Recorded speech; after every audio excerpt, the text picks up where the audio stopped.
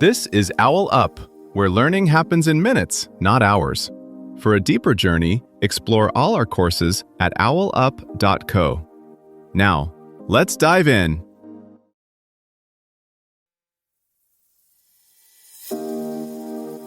Chapter 4 of the Microbiome, The Hidden World Inside You, Microbiome and Immunity. In this chapter, you'll learn: describe the relationship between the microbiome and the immune system. Let's dive in. Right now, most of your immune system is sitting in the dark, lining your gut, quietly taking notes on every bite you eat.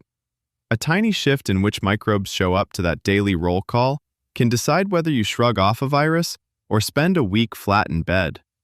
About 70% of your immune cells are stationed right along your intestinal wall, shoulder to shoulder with an estimated 38 trillion microbial neighbors. That's not an accident. It's a long-term co-working agreement.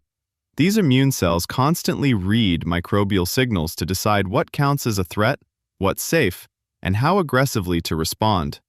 When that daily conversation is rich and varied, the system tends to stay calm but prepared.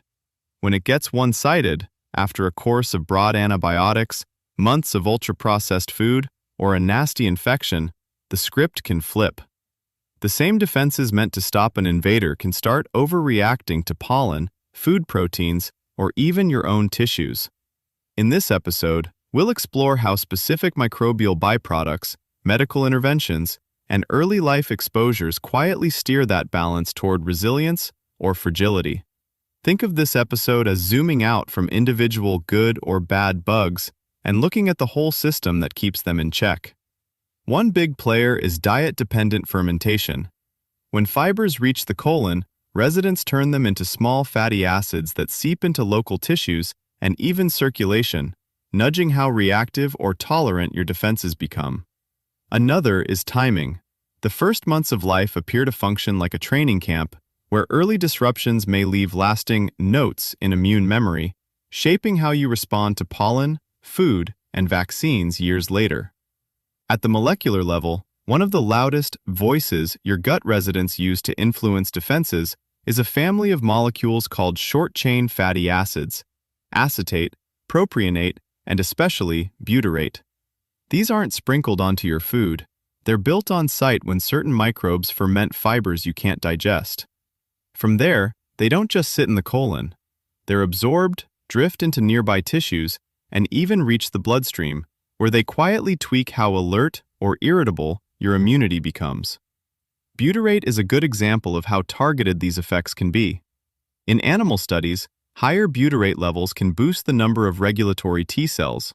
Those are the peacekeepers that tell other defenders when to stand down, by impressive margins. That kind of shift isn't about making the system stronger in the cartoon sense of blasting germs. It's about making responses more proportional, so you're less likely to turn a minor trigger into a full-blown inflammatory storm. This tuning shows up in vaccine responses too. Several studies now suggest people with richer, fiber-fed gut communities develop more robust antibody levels after certain shots.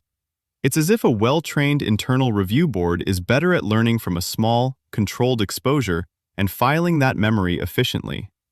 On the flip side, broad antibiotics don't just knock back one troublemaker, they can strip away entire guilds of fiber fermenters for months. That loss can leave fewer SCFAs on the table and more ecological vacancies that opportunists, and sometimes pathogens, rush to fill. The link between early antibiotic courses and later asthma fits this pattern. Disrupt the training environment during a critical window, and you may end up with a jumpier, less discriminating response profile that persists.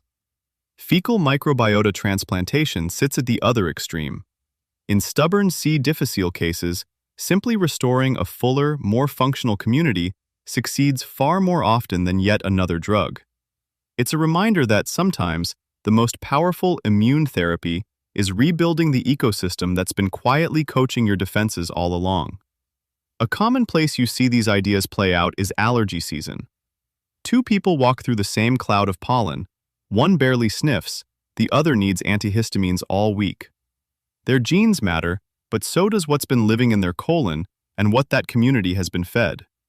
In cohorts where people eat more diverse plant foods, researchers often find fewer seasonal allergy symptoms and lower markers of chronic inflammation, hinting that day-to-day food choices can subtly shift how trigger-happy those defenses are.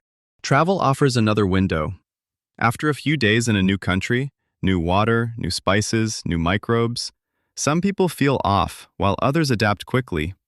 Studies of travelers show that those whose internal communities rebound faster after the initial jolt tend to report fewer gut issues and less lingering fatigue, suggesting that resilience isn't only about avoiding disruption, but about how quickly a shaken ecosystem can restabilize once the disturbance passes.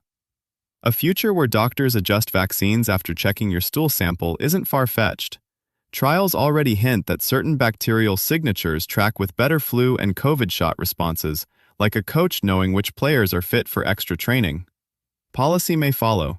Pressure to curb farm antibiotics, redesign processed foods, even seed buildings with healthier indoor microbes, treating microbial diversity as shared infrastructure, not just a private health choice.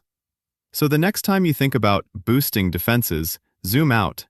The question isn't just how to block the next germ, but how to keep this training ground adaptable, more like a well-tended forest than a fortified wall. As research grows, expect more tools that don't simply fight invaders, but quietly upgrade the terrain they're landing on. Before next week, ask yourself, 1. Looking at what I actually eat in a typical day, where can I realistically add 5 to 10 different plants, like beans, onions, berries, nuts, herbs, or fermented foods, to better feed my gut microbes? 2. If I picked just one immune-supporting habit from the episode, like getting 7 to 9 hours of sleep, taking a daily walk outside, or swapping an ultra-processed snack for yogurt with fruit, what would be easiest for me to start today and stick with all week?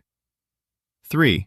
When I'm stressed this week, what's one quick microbiome-friendly reset I can try, such as a 5-minute breathing break before eating, a short walk after a big meal, or stopping screen time 30 minutes before bed? And how does my body feel afterward? This was OwlUp, your daily step forward. This series continues with more chapters on OwlUp.co. Visit OwlUp.co to access the complete course and continue your learning journey. See you there!